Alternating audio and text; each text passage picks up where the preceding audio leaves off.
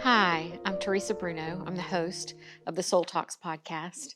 We started this podcast a year ago, so this is our 1 year anniversary, and I can't really even believe that we've been able to do a full year of interviews of survival stories. And my whole effort, in this a year ago was I'd been through 4 years of surviving and recovering and rebuilding my life after the suicide of my husband. And I wanted to share what I'd learned along the way and hoping that it would help others on their survival journeys heal and find courage and a path, toward healing. This year I've, just been so honored and privileged to get to help others tell their stories of survival. And there've been, there've been so many tears, there've been lots of triumphs. And what I've found, I think that has just been so meaningful to me is, yes, I started this to help others heal, and yet you've helped me heal so much with your stories. So here we are, at this anniversary of our first year of the Soul Talks podcast. And I couldn't be more grateful for all of you listening, all of you supporting, all of you liking, all my friends who every single day, look at what's going on and help me get through this. And one of the things that's happened consistently along the way is people really don't know very much about me and don't know much of who I am, where I came from, all that sort of thing. So my amazing friend and the director of the Soul Talks podcast, Peter Siaggas, sat down with me a few months ago, and it was really hard. I can't say that I like being, the one who's being interviewed about, all of my past, but I think it's really important in a platform like this to be as transparent as possible.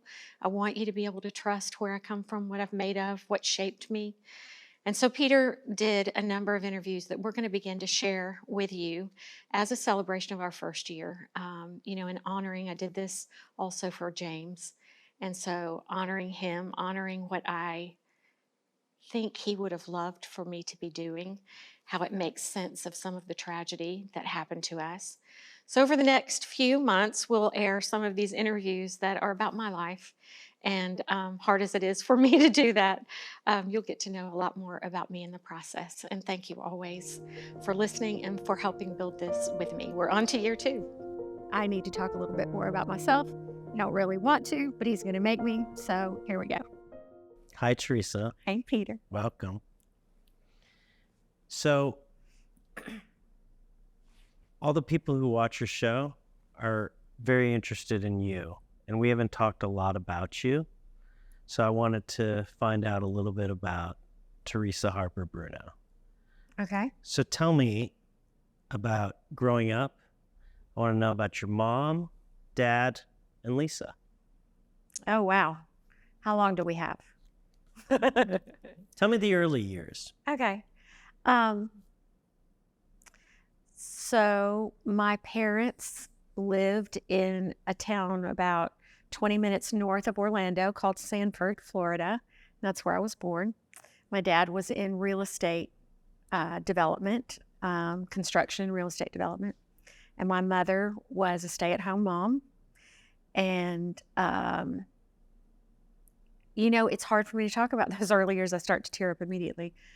It was not a happy home. They were not happily married from the get-go. And my mother was undiagnosed with mental illness that created just, I'm sure anybody who's been with a parent who has undiagnosed mental illness, whatever it is, if it's bipolar or multiple personality disorders, or any of those things that we kind of throw the words around today, it creates chaos in your home life. So, and it's manic. It's either an extreme high or an extreme low, and so it was not happy times. It was not a happy house. I remember. I just remember a lot of fighting and a lot of fear. And this is really a heavy story from the get-go, but, I spent a lot of my early years kind of hiding and being quiet, because if I was quiet, it just seemed to keep the peace more. And if I went outside and played and made my fort under the grapefruit tree or did the things like a kid will do, it was just best if I was kind of quiet. And Why? well, quiet kept peace. Quiet kept me from, aggravating what could be potentially, a really bad scene. My dad was gone a lot. He worked really long and late hours.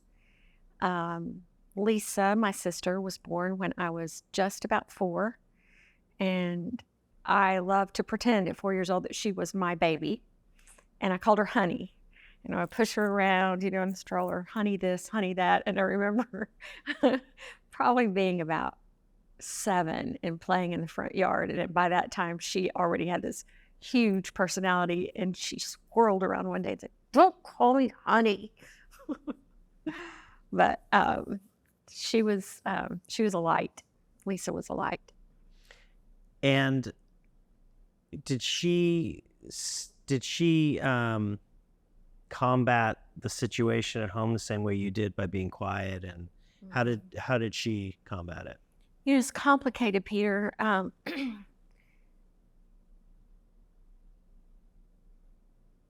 It's complicated because my mother had a different relationship with Lisa than she did with me, as mothers often do. And Lisa was kind of her love child. There was something about Lisa that mother just, the light just, the light was Lisa. And so she didn't get the anger and the acting out from mother that I did. So no. And Lisa's a huge personality if you know her today, and it started that way. That is not something she created over time. I mean, she came out of the gate as a much bigger personality than I was. And I think that too, she probably stood in the world bigger than I was. She stood stronger, both physically and emotionally, as a child than I did. So no, it was a different experience for her. And she kind of moved more towards comedy, didn't she? As far as like, she was always entertaining. An entertainer. Yeah, she was telling a story. She was entertaining. She was drama. I mean, it was easy to be quiet when Lisa was in the room because she took all the air out of it, and delightfully so, Was there any jealousy with her? I know a therapist would probably say there's always sibling rivalry. As a child, I don't remember that. I mean, she annoyed me, and she cut my doll's hair off, and She got your mom's attention. she got my mom's attention. But honestly, I didn't want my mom's attention because that was not a good thing for me. Where I went with it was music, and music became where I got attention, where I excelled, even made my mom proud. And I could do that very quietly. You didn't have to talk. You didn't have to just go play. What was your first instrument? Piano. And at what age? I started late, taught myself to play when I was 8 years old. My parents separated, and I went with my mom and Lisa to stay with an aunt in Mississippi. And that aunt had an organ. And I had always heard music in my head, and I had begged and begged and begged for a piano. But, I mean, my parents were 60s rock and rollers, and I don't know how I heard classical music in my head. Did I get it from music? I mean, I never wanted to play anything other than classical music. And I guess somewhere I had heard this little Beethoven piece for Lise, and I taught myself the first page of it, let's say, on my aunt's organ, and then, started piano lessons after that because it got some attention. In Mississippi? I didn't then. My parents united, got back together for a very brief amount of time, and I started piano lessons with the preacher's wife at our Baptist church. Her name was Vera Smith, and she was my very first teacher. And what was that relationship with you and Vera as compared to your mom and you? I definitely chose mother figures along the way to attach to. In all the ways you might expect. It might have been a teacher or, Vera wasn't really a mother figure for me. I She was a beautiful young woman, had 2 little babies, at the time. I was so intense already about the music that I just wanted every ounce of anything she could teach me. But I wasn't particularly attached to like, oh, I want her affection or I want her nurturing. I wanted her to teach me. What did your parents think of the music? Say that again? When you played the piano, what did your parents think? I'm not sure. When was it an annoyance to them, like noise in the house, or was it, oh, she's really good? Were they involved in any way other than paying Not for the really. lessons? Not at first. And it was just a really tumultuous time in our family. My mom was hospitalized. The year I started playing, my mom was hospitalized for the better part of that year. And For what? mental illness. She had tried to take her life several times, and she was just really unwell, deeply unwell. And when she came out of the hospital, my father had moved away. So interestingly, my father rarely heard me play in my life until I started doing much bigger things. My mother was very supportive. It was the place in my life where I wouldn't have been able to do what I did if she had not supported it. I don't know how fast they knew. I think, teachers would say, like Vera Smith, I might have taken lessons with her for 6 months, and she said, I can't teach her anymore, And then there was the next lady, and maybe I took lessons with her for 1.5 years, and she said, I can't teach her anymore, So in our small town, I sort of outgrew it pretty fast. And, you do little competitions, and I would always win them, and it was a no-brainer and fun, I didn't think much about it, and they didn't think much about it. I think it's just, oh, she's good at this, and she's going to kind of go up the food chain. And tell me about your high school years. That was interesting because I was in, first I was in a private high school for the first 2 years, and then a public high school. And I was playing at a really high level at that point, and I was competing and definitely headed, in a career direction. And so I only went to school for 4 hours a day.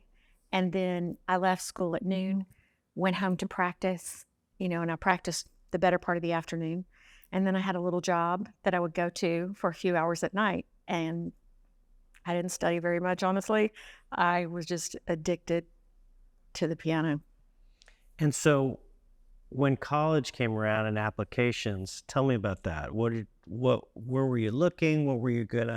What did you want to do? Where'd you see taking your music? There was never a question. I was always going to be a concert pianist. I didn't want to teach. I didn't want to do Broadway, or I didn't want to do pop music. I wanted to perform on stage, and I wanted to perform classical music. Now, there was just not, it was such tunnel vision. That's all I thought about. And did everybody know you as the girl who played the piano? Yeah.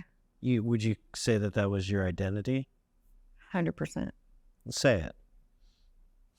I was completely identified as a pianist and a gifted one from 8 onward. There was nothing else. And I know you don't like to brag about yourself, but you went and were courted by the top creative school in music. I was. I'll go back to undergraduate school for a minute, and this was another collapse of my family.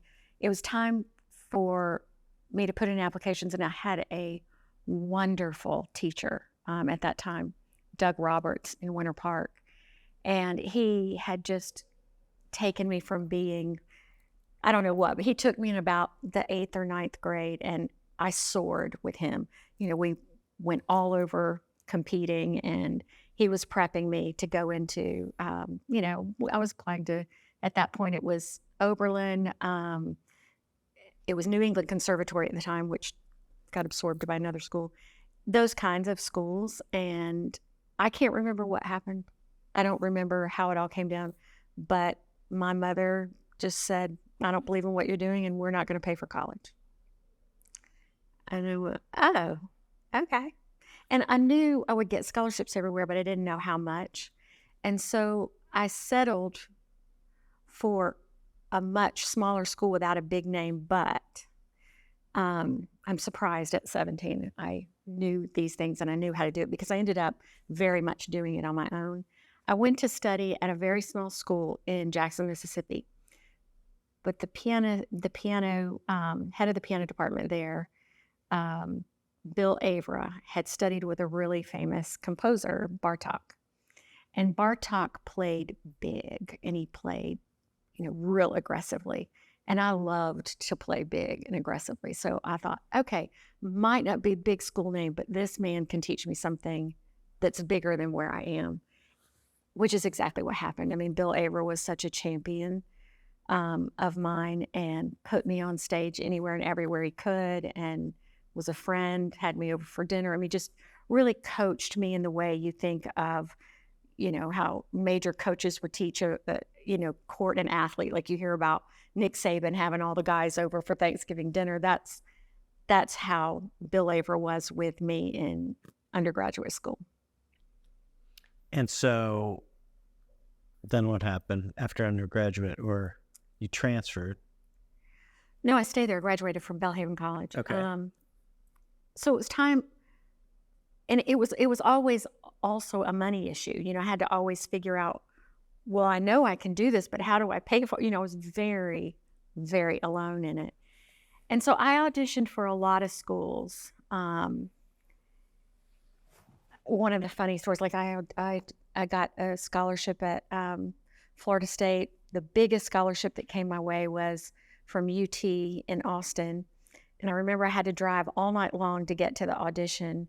And I was just used to, this sounds so egotistical, but I was just used to hitting it out of the ballpark. I didn't think that I could maybe miss a few notes or forget a page or something, because it hadn't happened in my whole life. But, here I was, 21 years old, and I drove all night long with a friend to get to Austin because Bill Avra had arranged for this audition and said, they want you so badly. They need a star graduate student. They'll give you anything you ask for. I didn't know what that meant. And so I got into the interview, just dog tired. And I went to play this fairly complicated Bach piece. And I just got lost. It was like Simone Biles saying, I got the twisties. I was so messed up in my head. And I remember just putting my hands down and going, I know you won't believe this, but this has never happened to me before. And there were all these, faculty sitting there thinking, I'm going to be this rock star. I forgot where I was headed. And I just took a minute, kind of then just said, okay. And I picked it back up on about the third page. But you don't use any music. It's completely, hundreds of pages in your head. And my tiredness got me. But they offered me everything. They offered me, housing and car allowance and everything. And again, I'm kind of surprised I had the wisdom to do it, because I really didn't have anybody. I mean, when you're offered something like that by a really good school and you're a kid who's got to do it on her own, you don't have a lot of financial backing. It was a really good gig. And I remember leaving there and doing some other auditions and going, this isn't what I want. This has never been what I wanted. I really wanted, one of the bigger Northeastern schools. And I didn't want pedagogy. I didn't want to teach. I just wanted to perform. And so I took what was supposed to be 1 year off and ended up being maybe about a year and a half. And I heard about two teachers in the South who had both graduated from Juilliard, and they had just recently gotten a number of students into Juilliard. So they were from Birmingham, Alabama. I'd basically never heard of Birmingham, Alabama before. And I went to audition with them, Sam and Dolores Howard. And so I studied with them for about a year. And what they wanted to do was kind of break apart my technique. It's like, as a golfer, somebody wants to mess with your swing that's been working forever. And then again, I'm surprised at how you just kind of intuitively know young, this isn't the right thing for me.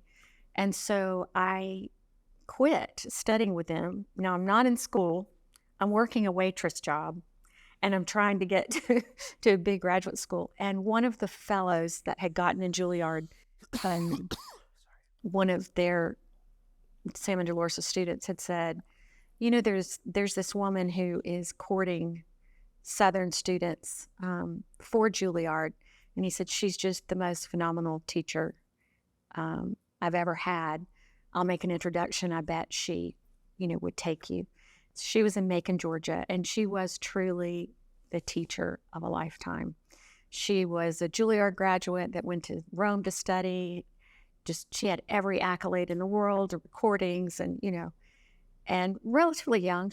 I think she was about 40 maybe at the time. And I'll never forget playing for her the first time, because I was pretty beaten down at that point. I'd kind of given up on what would have been an easy path. Then I go to these people who were supposed to think I was great, and they didn't.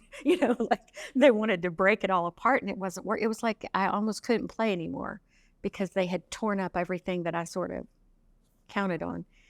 And the first time I played for her, I was playing, it was a Chopin.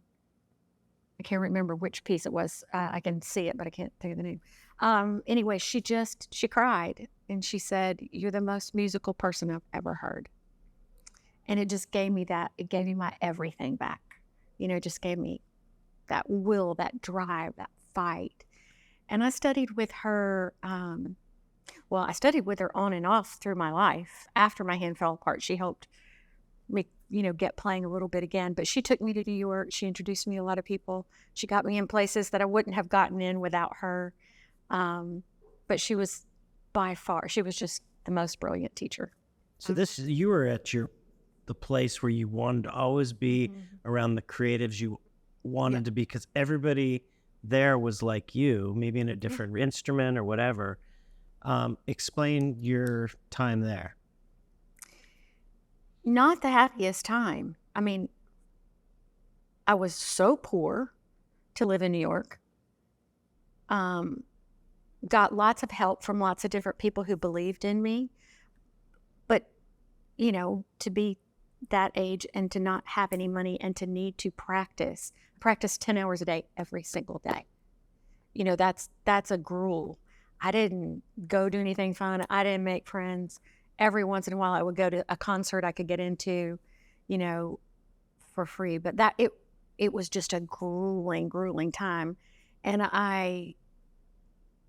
I'm not a very big woman, and there aren't very many, if you look back through, there are more now, thankfully, but there aren't very many famous female concert pianists. And a lot of it's about just the size of the body and the amount of sound you can get out of the instrument. And if you're playing on a concert stage, the pianos are 10 feet long. The strings are really, really long. And so you spend a lot of time learning how to throw your body into the keys to make a big sound.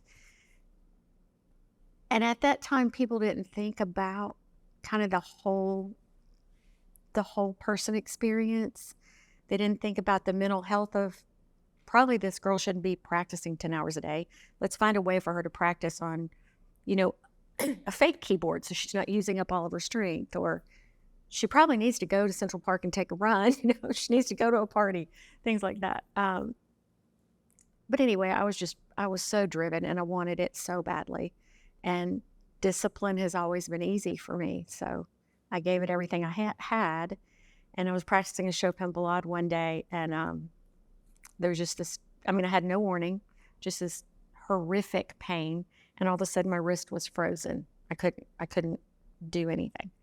And sobbing, crying, and, went to a hand doctor and went through all the, all the tests and stuff.